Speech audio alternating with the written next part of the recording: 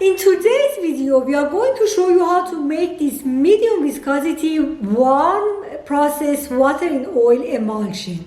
We are working with a cold process emulsifier, and basically you can use any cold process emulsifier in a hot process or a warm process as well.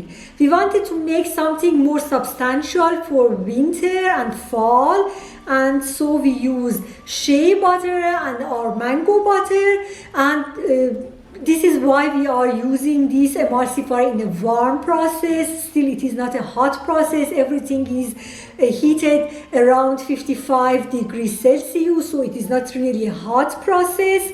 And we have used our pigment blue. This is only about 0.05% of the pigment, and this is this beautiful color and texture. And to create a rich skin feel but not a greasy skin feel, we have applied our 3-heptanoin as a part of the oil phase, so that when it blends with the butters, that they have more greasy skin feel all over. It is a very rounded skin feel and a very silky and nice skin feel. The one thing that you need to consider when you are making a water in oil emulsion is that you have to measure and adjust the pH of the water phase before the two phases are blended. There is no way that you can measure the pH after you have made the emulsion.